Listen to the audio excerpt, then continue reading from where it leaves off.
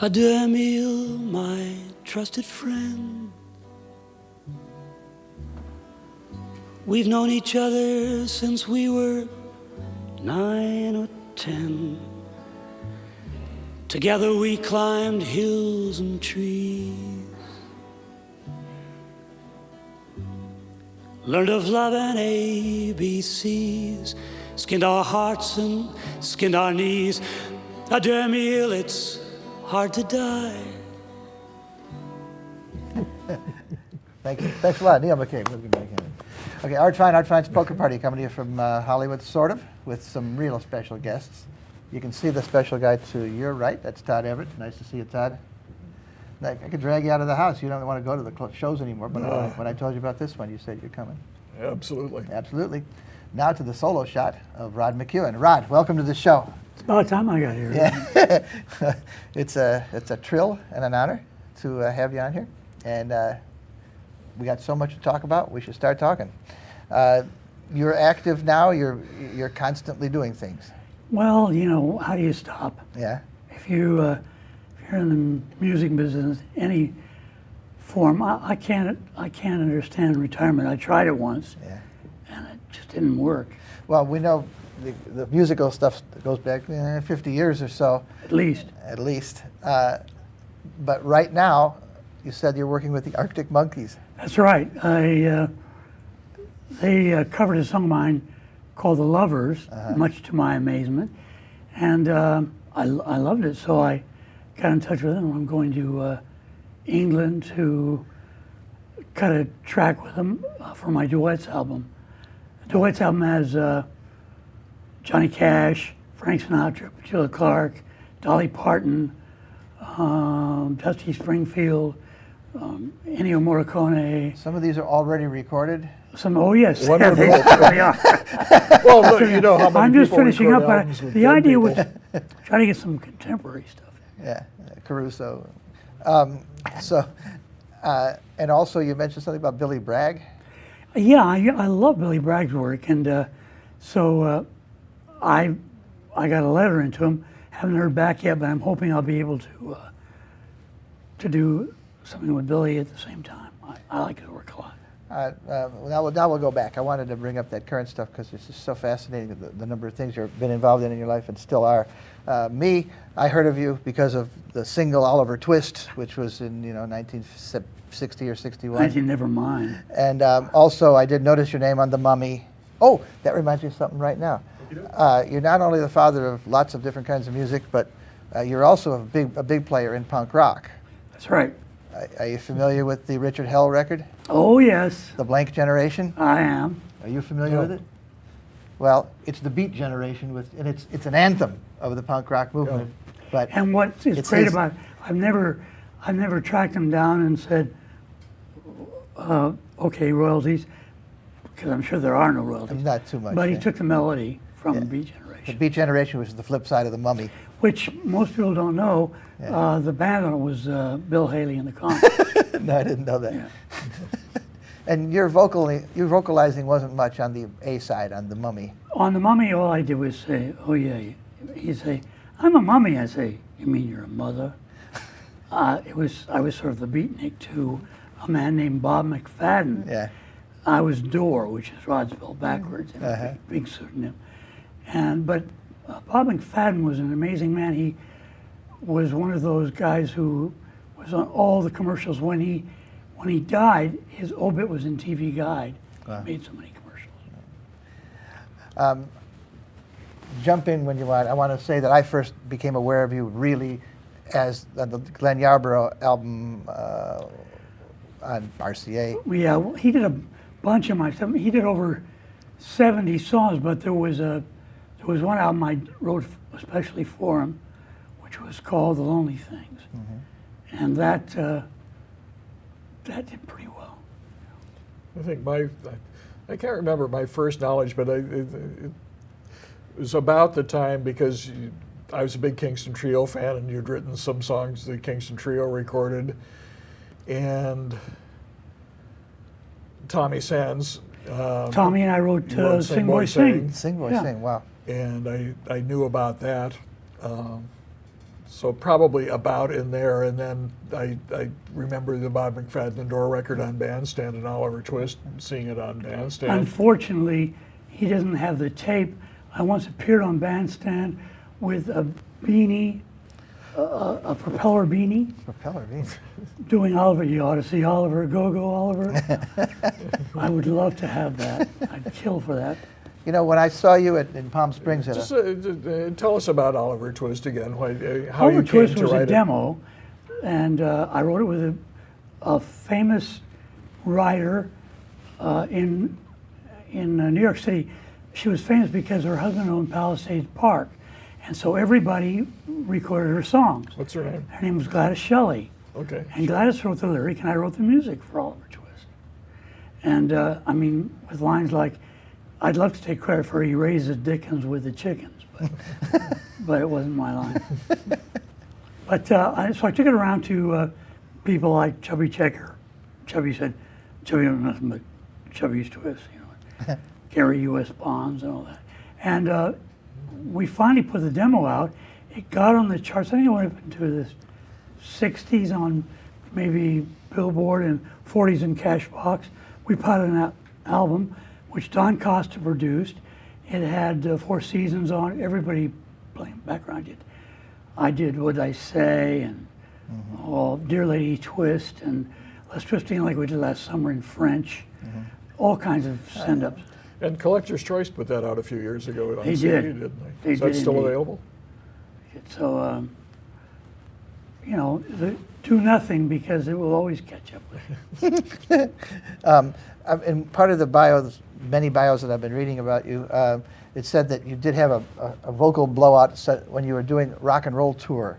I was doing, it wasn't exactly the tour, I was appearing at a place called the Copacabana Lounge. Not in the main room, I was in the lounge. New York? In New York City, and I had a group, it was called Rob McKuen and the Eggheads. And we alternated with Wayne Newton and the Newton Brothers. And it was funny because here I was singing rock. I mean, I always liked rock anyway.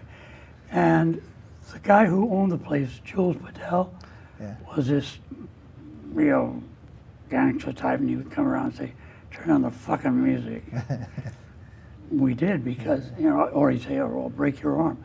We watched him have some goons break some customer's arm one night. That's all we needed. But I did 4 shows a night, 7 nights a week. And at the end of a few months, my throat was like hamburger. I had to learn to sing. I was singing from my jaws instead of my diaphragm. So I had to learn how to speak all over again, never mind sing. Really? So that was when The voice the changed. voice you have now came as a result Arrived, of yes. that. Hey, probably a fair, a measurable amount I of your can't fortune complain. comes from this voice. Yeah. So These people know who it is. You and Tom Waits. He had the same thing. He blew it out in Europe. Is that what happened to him? I remember when he came back from tour, played the Troubadour, I said, "Wow, what's this?" Yeah, it was quite different. I saw you at this Palm Springs thing in December last year. Yep. But I also saw John Saxon there, but I wanted to get a picture of you together because the stars of Rock Pretty Baby. That's right. And not to mention Summer Love, which was the sequel, Oh, is that right? Both of you? in which I got to give Molly B her first and last screen kiss. Wow. And that Rock Pretty Baby, didn't they say the musical director was Hank Mancini? He was, and in fact, well, it said that, and you know, Henry had been doing all the ghosting, and it always said that the music supervisor was Joseph Gershenson. So Mancini's name was never mentioned on, you know, hundreds of movies that Mancini did the score for and conducted and whatever. It was always the music supervisor who got the credit. So I learned a lot from Mancini because I was in a contract as an actor, but I used to get on the sound stage and watch everything. You know, so. We know that you had the Yellow Unicorn Beatnik album, Imperial maybe? I don't know. It wasn't Imperial, right? But before that was Beatsville and Time of Desire on Hi-Fi, years before that. And then you, I mean, as opposed to, let's say, guys who played beatniks in movies. You weren't probably a beatnik, but you were doing poetry reading in San Francisco in the early That's 50s. right. In the I early worked with 50s. Jack Kerouac and with Allen Ginsberg and people like that. I was kind of the run of the group, but I was also able to read my poetry to music of people like Stan Getz. It was wonderful. It was a great experience. So that was prior to getting to Hollywood, prior to That was making prior to it. even going in the Army. Oh, really? I went in the Army in 1953, so that was prior to that. So, I mean, beatniks were beatniks, but they weren't identified as such. Or it was just people. Nah. It was just people doing poetry. Poetry, right. Wow. Incidentally, Gary Snyder just won an enormous $100,000 poetry award, so that's kind of nice. Well, that's great. So at what point did you start writing for publication? You know, it was one of these things where when I was about 11, I ran away from home. I got tired of getting beat up by a drunken stepfather every night. It was in Oakland? And this was in Nevada at the time. And I ran away, and I used to work in all kinds of jobs, grave digging, and I worked as a cowhand and digging ditches, all kinds of stuff. And at night in the bunkhouse, I'd listen to a show called Your Hit Parade. And I can never remember the songs, but I would like them. So when I was out herding sheep or doing whatever I was doing, I'd make up the words to songs to fill in the gap. And then when I came out of the Army, Phil Stiller, who had been an old friend and worked with me at a radio station when I was a teenage disc jockey, was appearing at the Purple Onion, got me an audition. I went in there and began to sing songs. By then, I considered the poetry thing over, but I would still always write. And I guess, in about in the late 50s and early 60s, things began to happen. Everything began to come together. And by 1968, if people came to a concert, they didn't know if they were going to hear poetry or songs or whatever, because I was mixed up in a lot of different stuff. The only reason being that because I had no education, no formal education, I had to teach myself how to read and write. I had to learn how to write music. In the beginning, I'd sing into a tape recorder, but that was never good enough because the chords never came out right. So I didn't think it was difficult to learn how to read music and write music out of a book. No one told me it was hard. So I did it. You know. But then you're a singer and you had read poetry. At some point in your career, you said, "Well, okay, I'm doing a little of this and a little of that. I'm gonna make a book now." Yeah, I used to on the back of Glenn Yarborough's album. By that time, I was at RCA. RCA had turned me down in the beginning. I made these demos with Chet Atkins, some of which are on that album. On the box, on the big on box, the box set. the big box. And I was Bear turned down family, by very expensive.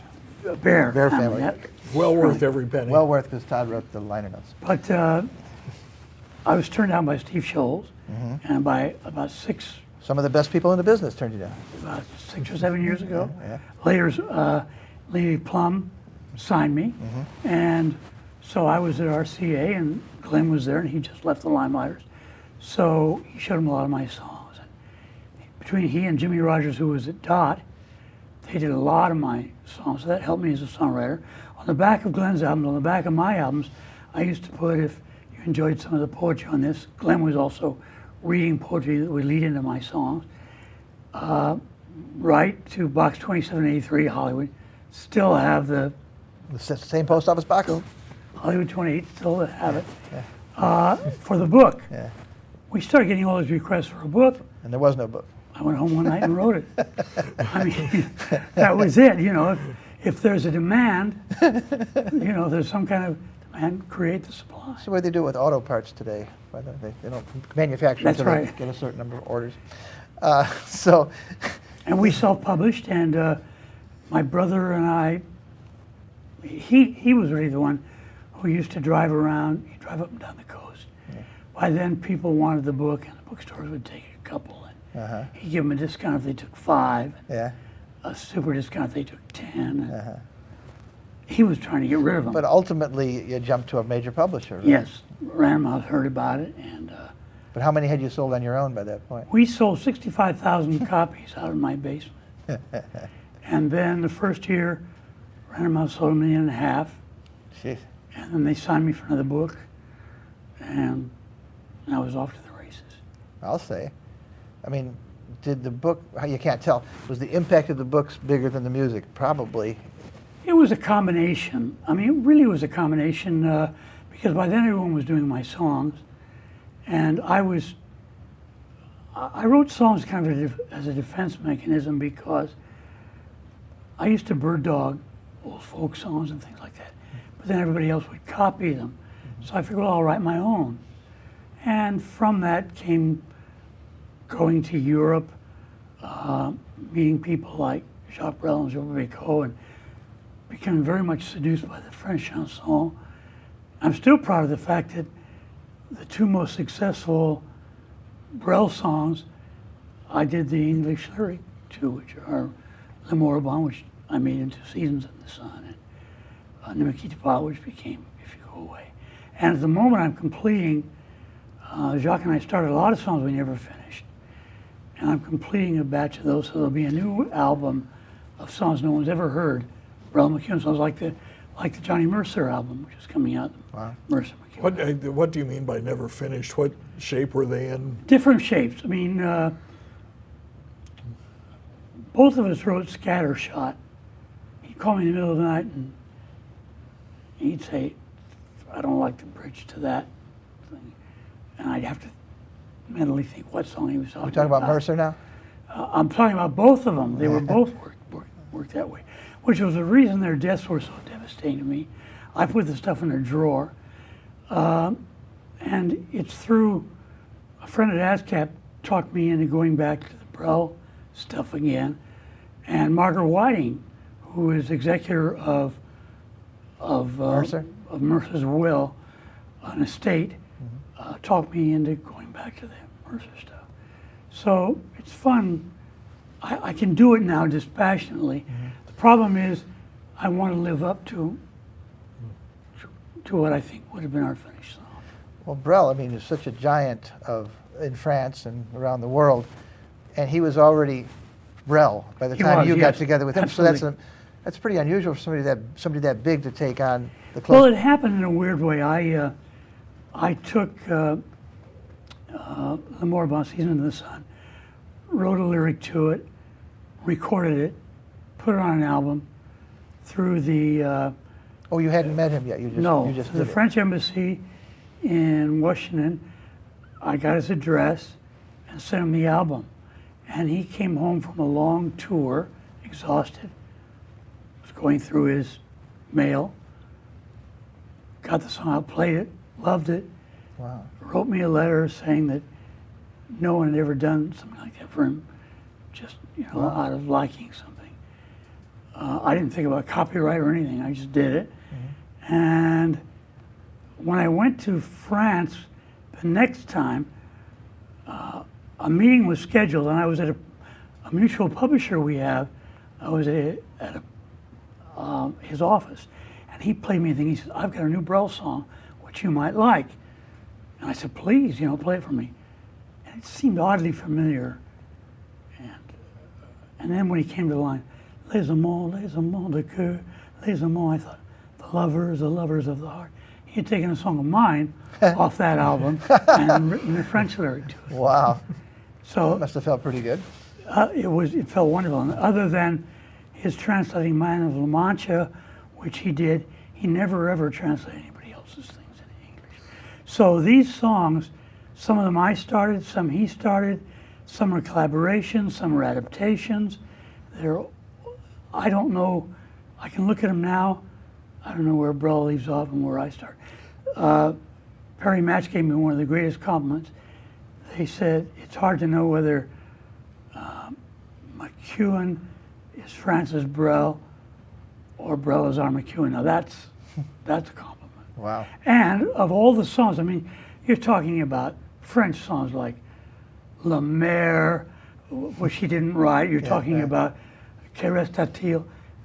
They chose not just Ne me quitte pas / If You Go Away as the song of the century. Sheesh. Brel did not live to see that. My You Lord. talk about an honor, and they're not exactly thrilled about Americans. Yeah. They've taken me to their heart. They really have been nice to me. Wow. So working with the French was wonderful. I worked with Picot before he died, and I worked with Léo Ferré, and all the best of them. And, Are you a French speaker? no, my French is the worst. Absolutely the worst. What- They always kid me about it, but they put up with it. My kids are French because their mother is French. I was a lousy husband. We were never married. But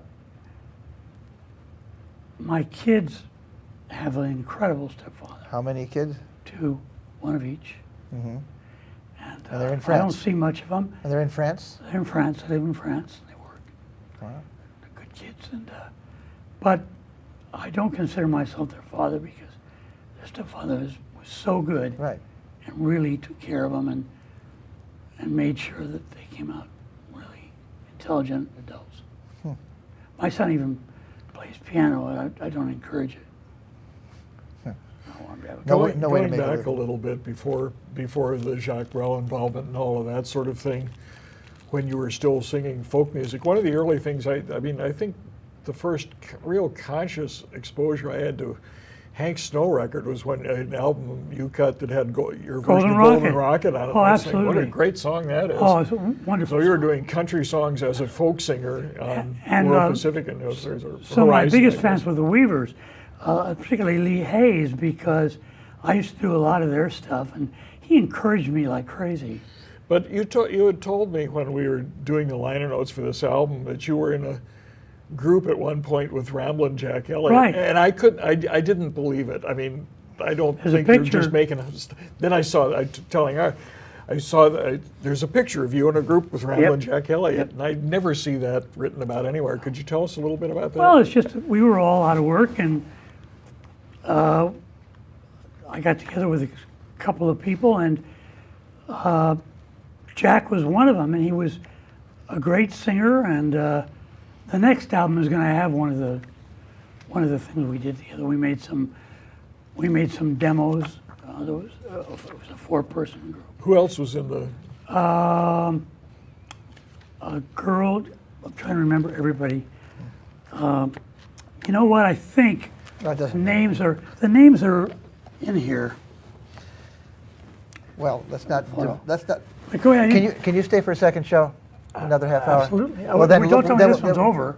It's getting very close, so let's okay. do this next time. Sure, In absolutely. between shows, we'll look it up. But I love working with Jack because he was Stu Jameson was a banjo player, and he was wonderful. And I don't know whatever happened to him. So that was an attempt at having a group, but then it didn't Exactly. work as a And group. but the problem was we all lived in different parts of town, and if an acting job came or something, I'd go to work. If an out-of-town job came for Jack, who was by then Yeah. fairly well known as a stand-up singer, not that well known, but he had his Woody Guthrie bona fide and stuff behind him. So he worked a lot, and we just didn't have that much time to rehearse. Did the band have a name? I forgot what Doesn't we matter. called ourselves. Didn't make any records, right? We did. We made four demos, and they're really good. One of them is going to be on the next album. Oh, really? Cool. By the way, this box that we're talking about, this is as comprehensive as anybody can expect to find, right?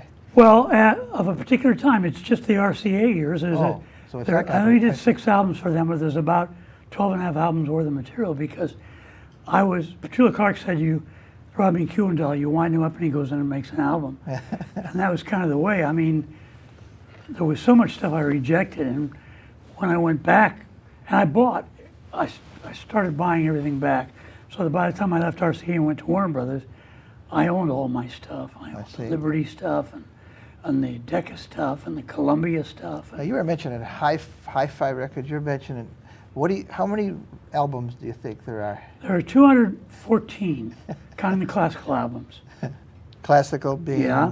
Well, I have albums with Rolf Harmonic and Leonard Before Phil. Paul McCartney, before Billy Joel. In even. fact, the way we did this album, the Bear Family, the man who runs Bear Family, who is a wonderful man, he's done more to rescue American music, particularly folk, country, and early rock and roll, than any American.